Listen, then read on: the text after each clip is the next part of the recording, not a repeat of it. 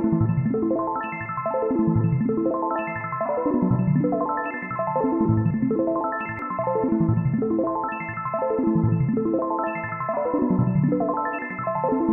okay. Hi, folks. It's good to be here.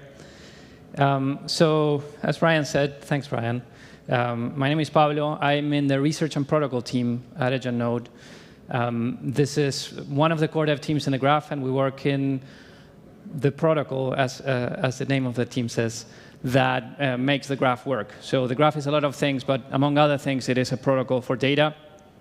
You might know the graph from subgraphs or substreams. The underlying mechanisms that make these things work, they were designed as part of the original protocol specifically for subgraphs, but a lot of the work that we've been doing has to do with generalizing that and also modularizing that so that they can be used for other things related to data in general. So there are some learnings and some kind of fundamental aspects of these things that I'm going to go through. If you're familiar with the graph or similar protocols, some of this might already be familiar. But maybe it shows a different way of looking at it. So I'll start with what is a data protocol. It's something that allows a consumer to get some data. So very simple, right? There is someone that wants data. They go to the protocol. There are some data sets there, and they somehow get the data they want. Not a lot of complexity here, and this is not yet like everything that makes up the protocol, but we're getting there. You need someone on the other side that is actually going to serve you that data. They are going to process that data set in some way, maybe materialize it, and then they're going to give it to you through the protocol, right? So this is getting closer, still not a decentralized protocol. We add another provider, and then we're done. Thanks for coming to my TED Talk. Well, yes, there are a few things that we need to actually make this work, right? This is a decentralized protocol. The consumer wants the data. They query it. There are many providers behind the scenes. And you notice I omitted the dataset registry from there. It's still behind the scenes, but I'm going to focus more on the relationship between the providers and the consumer throughout the whole thing. So first, why do this, right? Why would you want to build a decentralized protocol for data? What are the benefits in that? There are a few. The most obvious one is redundancy and availability. You have many providers that are there ready to give you the data. If one of them is down, you can query the other one. A super important one. And to clarify, I'm talking about architectural and political decentralization. That means many machines, but that are run by many different people or entities. The other key aspect is censorship resistance. And a question to ask yourself there is, how many people do I need to bribe or coerce to bring down your application or whatever you're using to consume that data?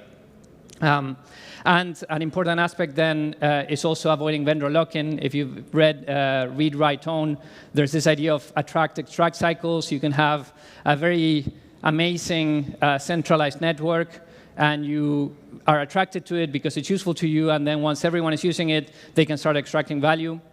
A decentralized protocol helps you avoid a lot of that. I added price with a question mark because it depends exactly on how you build the protocol, but there is the argument that having a lot of providers competing amongst each other will give you better quality for the same price, or or a cheaper price for kind of similar quality because you have this competition, and because the providers aren't actually competing on marketing, they're actually just competing on quality of service. And then finally, but this is super important, maybe a superpower of a decentralized protocol in the Web3 blockchain world, is you can have token-based incentives, for instance, for dataset creation or curation, and also to bootstrap this provider this provider network of the people that are actually serving the data. This comes at a cost. There are a lot of challenges in actually making this work. You have anonymous providers or pseudonymous, and you want the data to be good data.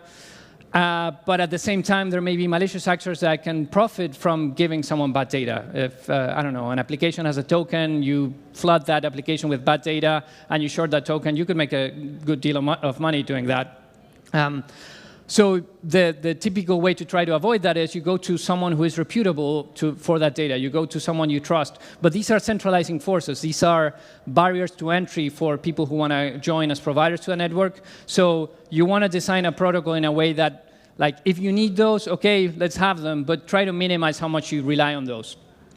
So to approach these challenges, we're going to look at 3 types of data interactions. Request-response, like in a subgraph, I'm querying something, get a response. Streaming, like substreams, where you send a query and then you're pipe data constantly. And then there's recurring work, like actually running the indexing to prepare a subgraph for indexing, or actually this applies to any extract, transform, load pipeline for data.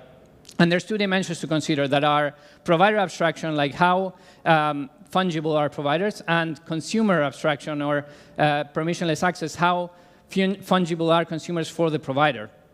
And Graph Horizon, that is a big upgrade to the graph that we've been working on, kind of approaches these challenges in a modular way so that arbitrary data protocols can be built on top of the graph. So if you're thinking of building a data protocol, you could consider using these that already kind of apply the principles that I'm going to describe today. So the first one, provider abstraction. A typical way to think of a protocol is as a marketplace. A consumer comes in, they want data, they choose who they want to interact with. That usually relies on the reputation. I'm choosing someone who I think is a good provider or has a good history or whatever. But you want to build a protocol, I would hope, in a way that abstracts the provider a bit more so that the consumer doesn't need to choose. Because, again, reputation and trust are centralizing forces. If you can actually abstract the provider away from the consumer, you get the most decentralized possible, like you get all of the benefits from decentralization. Obviously, it's very hard, sometimes even impossible, to achieve this full abstraction. This is going to leak. So it's more about like moving across that spectrum as much as we can to the point where the consumer doesn't need to care about the provider behind the scenes. And then the other dimension is usually your consumer will go to the protocol through some form of gateway because they can simplify billing, because they can do the routing. There are a lot of benefits to having a gateway there. But if there is only one gateway that your consumers can use, then all of these benefits that we were discussing are kind of lost. So you want to have a scenario where a consumer can either access the network directly, acting as their own gateway, or they have a variety of gateways to choose from. But this requires some things in the protocol level so for providers to be able to serve any customer. So the first dimension that was provider abstraction is covered mostly through making sure that data is correct, and you have cryptographic security to guarantee that data is correct. So if a provider is giving you bad data, the typical approach is we slash them, and that establishes a cost for doing bad things. You don't want to have this in a way that, OK, it's the consumer that needs to raise a dispute. You generally want to have a high probability of detection so that this is just a deterrent. It's not going to happen in practice that the consumer gets bad data because everyone knows that if you do it, you're going to get caught. So this is a very necessary thing for us to be able to abstract the provider because it replaces the trust with that confidence in that deterrent. Obviously, it requires some form of verifiability, like I think Sam described in the morning. There are many ways to approach that, and they have different trust assumptions. You want to move more towards fraud proofs or validity proofs, but you might make do with arbitration or a voting system in the meantime. And these are some of the kind of default dispute mechanisms that we're including or working on as part of Graph Horizon so that protocols can launch very quickly with that. An important distinction from like blockchain proof-of-stake systems like Ethereum or something like that is a single bad node can do a lot of damage. You query from a single bad provider, you get bad data, and that might be enough for an attacker to make a profit. Whereas in a blockchain, you might have to kind of bribe a majority of the participants to actually do some effect, some real effect. And that means you probably want to have people stake more the more work they do so that they don't get to a scenario where they do one attack and then they get another one for free because they're going to get slashed the same amount.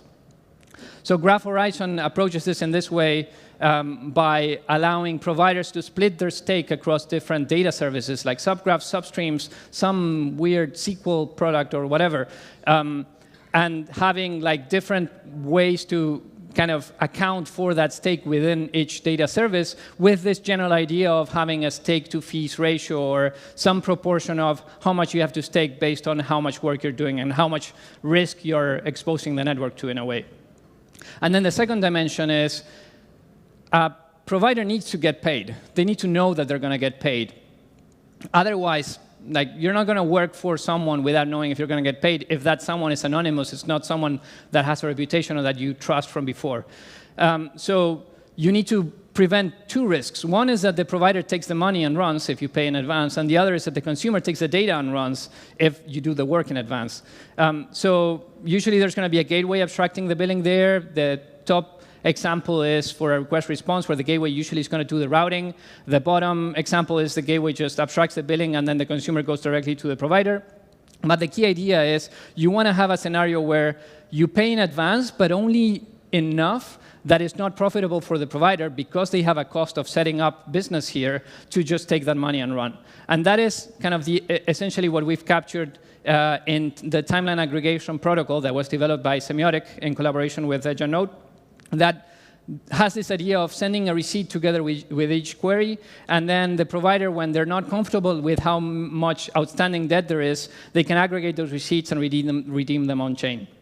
So this abstracts a lot of the trust. It removes a lot of the need for trust in these kind of request-response interactions, but it also works for streaming. So this is not yet integrating to any streaming kind of data service, but it could be, and the same protocol can be used. You just pay for a certain amount of bytes that are going to be streamed to you in advance. And then one thing that we're working on is taking these same principles of having just enough assurance that you're going to get paid, and we're applying it to general cases of ongoing work like indexing or any sort of ETL pipeline. So the gateway deposits something on an escrow, and then the provider can do the work, and they can post some form of proof or commitment that they've done the work on chain. Whenever they do it, they can collect a payment, and there's no need to send any new voucher or any new payment from the gateway, because that voucher already establishes the rules on chain of how much you can collect based on the amount of work that you do on each period of time. And usually we're thinking like the gateway is going to abstract this, and what is the consumer actually doing there? Nothing. They're just chilling for now. They're going to query the data later. But this gives us the scenario where the consumer could run their own gateway, and they know that the work is going to be done because there's going to be a gateway there that's going to be choosing the providers and paying them in this way. So Graph Horizon has a part of payments that handles all of this with these two generalized collectors from the escrow. One is Tab that helps for request response cases. The other is this DIPS, direct indexing payments. We need a better name. But it's this idea of, OK, you can send a single voucher and then have recurring collections that are trust minimized. So these are kind of the basic underlying structures that make up the graph. The original protocol has a lot of these principles, and we're kind of modularizing them as part of a Graph Horizon. But there's more to that. Once you have the cryptoeconomic security and you have the trust minimized payments, that gives you the basic things for you to have any data protocol built on top of that. But you probably want to have better incentives there. So on the one hand, you want to have incentives for providers, because getting a base of high-quality providers is hard.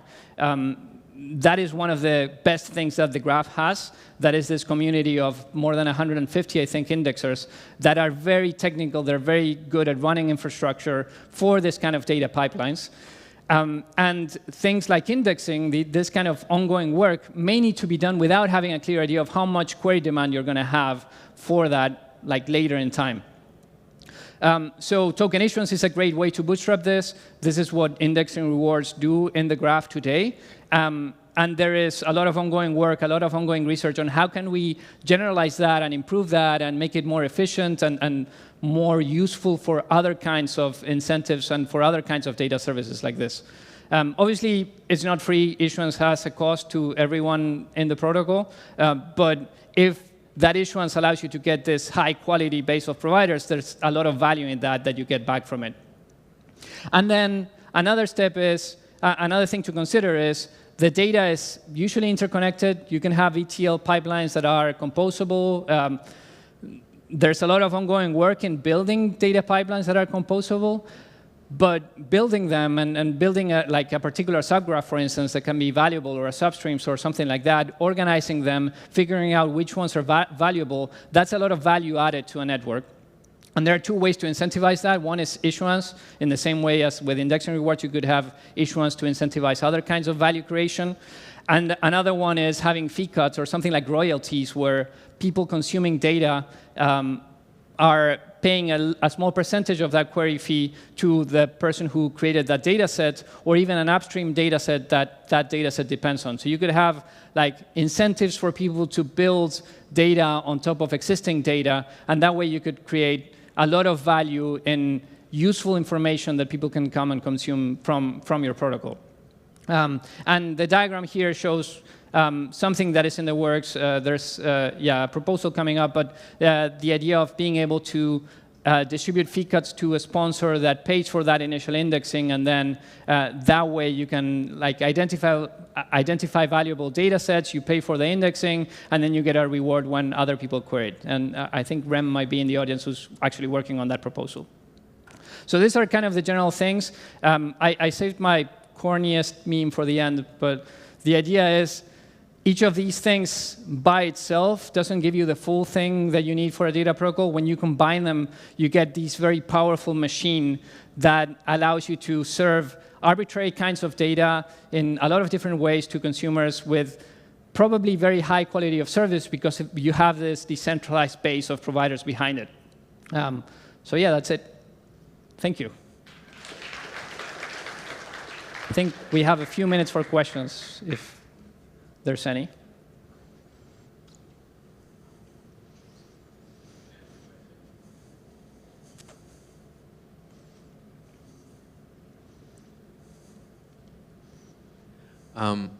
What do you think is a fair fee per query to pay? And are there any existing models where consumers are actually already paying the fees yet? So do you mean the fee for a consumer to pay in general for each query? Or yeah, because like the most use cases of the graph that I know so far are free. Like it's based on like free querying. No one is paying actually for data. And so I'm wondering if there is anyone who's paying, and like what is a fair fee to pay for consumption of data? So there are actually a lot of people paying for queries today. Right now, I think the current price when using the graph is around $40 for 1 million queries. The price can actually be dynamic and determined by the indexers and can like fluctuate in the future. But what the fair amount is probably depends on like how much people are willing to pay and how much people need to be paid for it. Like, yeah, the protocol is designed so that you can have a like supply and demand mechanism, and like the indexers themselves are the ones setting the prices. The gateway can have a budget and like be sure they're not paying more than that, but you can have dynamic like competition and dynamic pricing. So I don't know if I have a concrete answer to that. Hopefully that's kind of, yeah. But it is worth noting that there are people querying and paying for queries on the graph today. Thank you. Sure.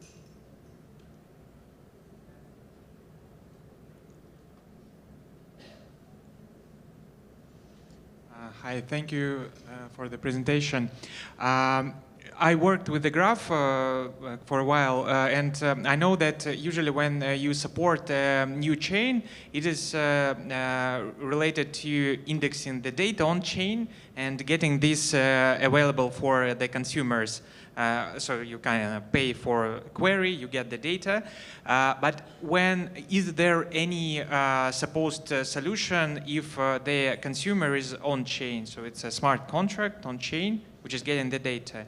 Is it supposed to be via oracles, or there should be a solution from the graph? That's a great question. So I think Cambrian, that is what Sam presented in the morning, would have some of that where you can have data processed by the graph network that is then posted back on chain, and you need like very strong verifiability guarantees for that. So there's certainly that is in the works.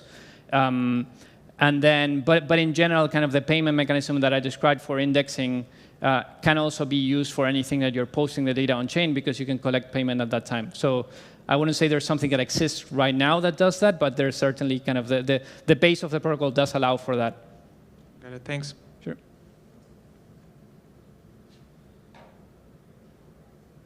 I think we're almost at time, so that's going to be all. All right, thank you